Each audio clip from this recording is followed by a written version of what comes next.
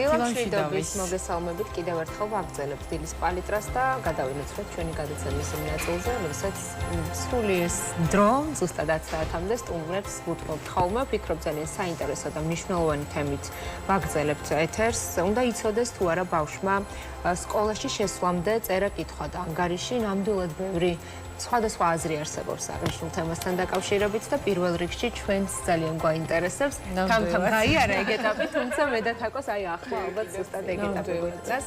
აღნიშნულ თემაზე მაია ნასრაშვილი, საერთაშორისო ასოციაცია კივიტას გეორგიკას პრეზიდენტი იქნება ჩვენთან ერთად. დილამშვიდობის. მადლობა სტუმრობისთვის, იმისთვის რომ ხართ ჩვენთან ერთად.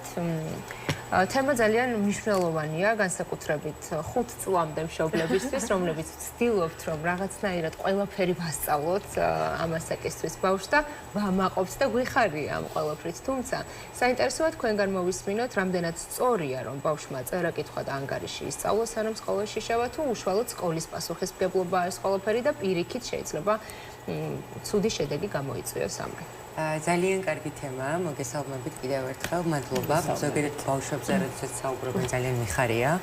და მით უმეტეს ასეთ პოზიტიური კონტექსტში კი დილემაა ნამდვილად მშობლისთვის, იმიტომ რომ ძირითადად რაღაცნაირად მშობელს ძალიან ბუნებრივად უნდა რომ აი ყველაფერი ასწავლოს, მოამზადოს, თუმცა თანამედროვე მიდგომა, დღევანდელი, ახლანდელი ბოლო დროის მიდგომები გულისხმობს იმას, რომ ბავშვისთვის ასე ვთქვათ აკადემიური საქმიანობის დაწყება 5 წლის ასაკში ძალიან ადრეა და ხა რატო ცოტა ესე მიზეზებში რა ჩავიდეთ.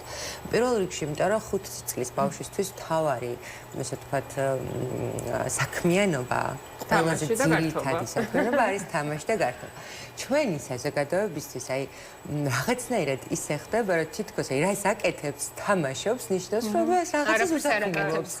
ანუ სინამდვილეში თამაში არის ბავშვის განვითარების ყველაზე მნიშვნელოვანი ინსტრუმენტი, ანუ ერთადერთი ინსტრუმენტია და ნუ ჩვენ ხა მეორე საქმეა ის, რომ ვთქვათ, მშობლებმაც და მათ შორის პროფესიონალებმაც თუნდაც ხა საბავშვო ბაღის ეტაპზეც აი ეს თამაშის მეთოდიკა, ინსტრუქცია რაღაცები ნაკლებად ვიცით, თუმცა ну, ცოდნის საკითხი ერთია, მაგრამ ну რეალურად ყველაზე მნიშვნელოვანი კომპონენტი არის და ინსტრუმენტი არის ბავშვისთვის თამაში და შესაბამისად ხა თამაშის შესაძლებელია ნამდვილად ხა ანგარიში ისწავლოს, იმიტომ რომ რაღაცას რომ თამაშობს, არ ვიცი, ორი ვაშლი უჭირავს, კი ბატონო, ზუსტად, ანუ შესაძლებელია ანგარიში სწავლა, შეიძლება რაღაცა ვთქვათ, ასო იყოს დაწერილი, ასოს ამოკითხვა ისწავლოს, თუნდაც თავისი სახელის ამოკითხვა ისწავლოს, თუმცა ეს არ ნიშნავს იმას, რომ რაღაცა უნდა ავდგეთ და ვთქვათ, მშობლებმა თუ იგივე საბავშვო ბაღში აღმზრდელებმა დაიწყონ, რომ აი მოდი რაღაცა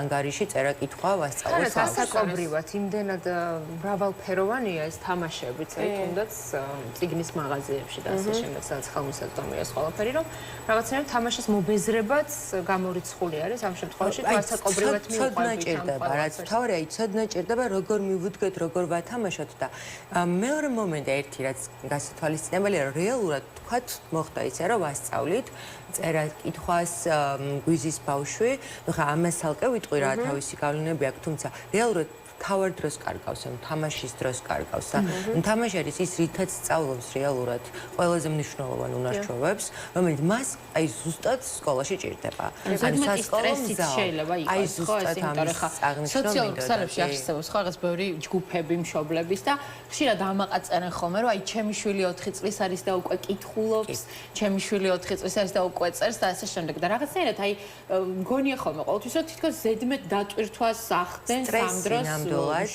ნამდვილად სტრესი წავს ეს თუნდაც ბავშვს ჰქონდეს სურვილი არსებობენ ბავშვები რომელსაც რაღაცა ეს ეხალისებათ მოტივირებულები არიან თუნდაც ბავშვს ჰქონდეს სურვილი მშობელმა ხელი არ უნდა შეუწყოს და რატო იმიტომ რომ მაგალითად ერთ ადგილზე ჯდომა 5 წლის ბავშვი რომელიც ერთ ადგილზე ზის რაღაც 1 საათი და რაღაცა ასოს წერს ან რაღაცას იმეშვება ხო ან მობილიზებულია ხატვა სხვა საკითხია შემოქმედებითი საქმიანობა სხვა საკითხია, მაგრამ როცა აი ეს დისციპლინა, რომელიც და არ მინდა რა ხე ჩვენ მომაყურებელმა გაიგოს რომ 5 წლის ბავშვს დისციპლინა არ სჭირდება პირიქით, აი სასკოლო მზაობის პროგრამა, რომელიც ბაღშია 5 წლის ასაკისთვის. აი ზუსტად მაგას ასწავლის, როგორ მოიცადოს, როგორ ჩადგეს რიგში, როგორ რაღაცა კონცენტრირებულად იმუშაოს, როგორ განივითაროს ეს რაღაცა ხელის მოძრაობა, ნატიფი მოტორიკა და რაც მთავარია მეტყველება. ანუ ეს ასაკი არის მეტყველების, ასე ვთქვათ, განვითარებისთვის საუკეთესო პერიოდი. მარიამ, ძალიან კარგი საკითხი შეეხეთ დისციპლინა.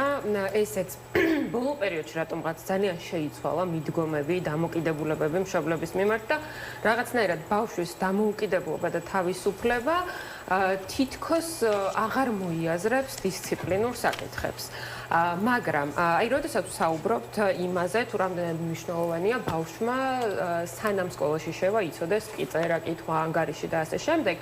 აი ამასთან მიმართებით რამდენად მნიშვნელოვანი და აუცილებელია, რომ ბავშვს ჩამოყალიბებული ჰქონდეს დისციპლინა, იცოდეს როგორ უნდა იჯდეს გაკვეთილზე, როგორ უნდა მოусმინოს, როგორ უნდა შეასრულოს დაკისრებული დავალება და ასე შემდეგ. აი ამ ორს შორის რომელი უფრო აუცილებელია და რატო?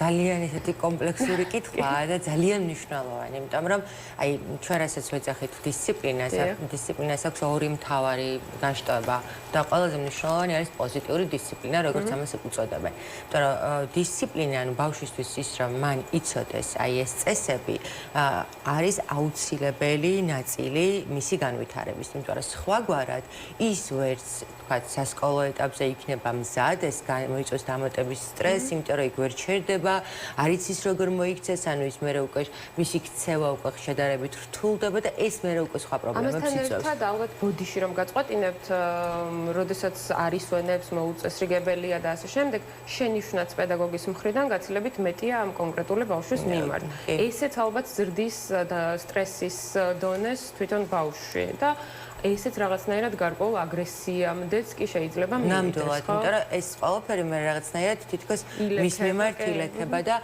თუმცა აი ჩემი პერსპექტივიდან და დაკვირვებით აი ეს ბავშვის რაღაცნაირად თავისუფლად აღზრდა ცოტა არასწორად გავიგეთ მშობლებმა, იმიტომ რომ რეალურად ამ შემთხვევაში ძალიან მნიშვნელოვანია რომ ჩვენ ბავშვს ვაძლევთ თავისუფლებას იმისა, რომ მან ითამაშოს, გაერთოს, იმხიარულოს, დრო გაატაროს, აი რასაც ეძახიან ეს ლაღ ბავშვობას.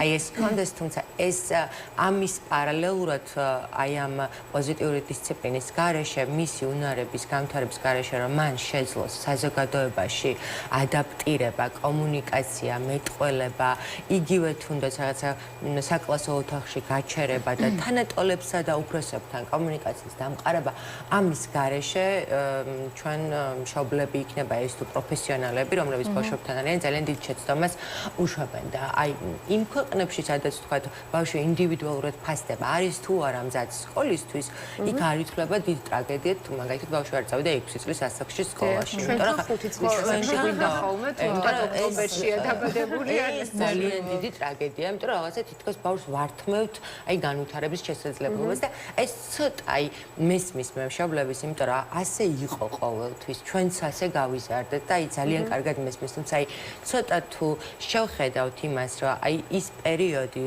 რეალურად აი 5 წელია ფაქტობრივად ძალიან ესეთი ბოლო წუთები, როდესაც ძალიან აქტიურად ვითარდება ტვინი, აი ამას რაღაცა ეხა თანამედროვე ტექნოლოგიაში რომ შეხედოთ, აი სრულიად გასაოცარია, რა სისწრაფით ვითარდება 5 წლამდე ასაკის ბავშვის ტვინი, იმიტომ რომ ეს არის აი ყველაზე ღირებული დრო ბავშვის ტვინის განვითარებისთვის და აი ამიტომაც ძალიან მნიშვნელოვანია, რომ ეს დრო არ დაიკარგოს პირობითად აი იმ ნაწილზე, რომ მაგალითად რაღაცას 20 ჯერ გადაწერს და პირობითად ლამაზი ასო გამოუვა, მაგის ნაცვლად თქვათ ეს დრო მოხმარდეს იგივე თქვათ რაღაცა სხვადასხვა ტიპის თამაშებს, რომელიც განვითარებს მეტყველებას, განვითარებს სოციალურ უნარებს, ემოციურობის, საკუთარი ემოციების ამოცნობას, თქვათ, შეძლებს იმას, რომ მზად იყოს, რომ აი სკოლაში რომ მივა, მაგალითად გამოხატოს, კი, აი ლექსიკური მარაგი, რომელიც ძალიან მნიშვნელოვანია, შეძლოს საკუთარი ემოციის ამოცნობა, რომ აი მიდის, თქვათ, ეშინია, უცხოა გარემო, ახალია გარემო, აი ეს ყველაფერი გაცილებით უფრო მნიშვნელოვანია, ვიდრე თუნდაც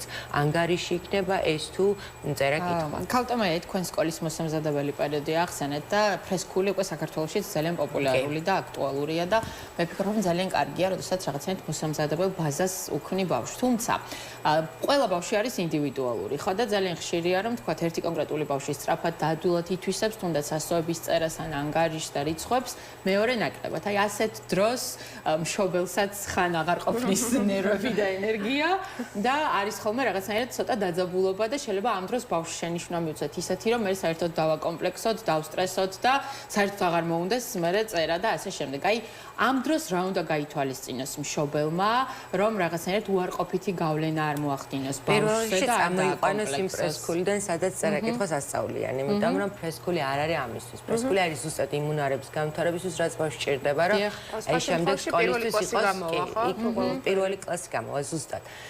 და რაც შეეხება მშობლის მოთმინებას და თუნდაც იგივე ვთქვათ პირველ კლასში რო შედის ბავშვი და მშობელს როგორი მოთმინება აქვს, რაღაცნაირად აი არ ვიცი გუშინაც რაღაცა პატარა ვიდეოს ვუყურე და თითქოს აი ეს მშობლები უნდა იყვნენ სუპერ მოთმენი, სუპერ რაღაცა იდეალურები ადამიანები, რომლებსაც არასდროს არაფერი არ ეშლებათ დედამიწის.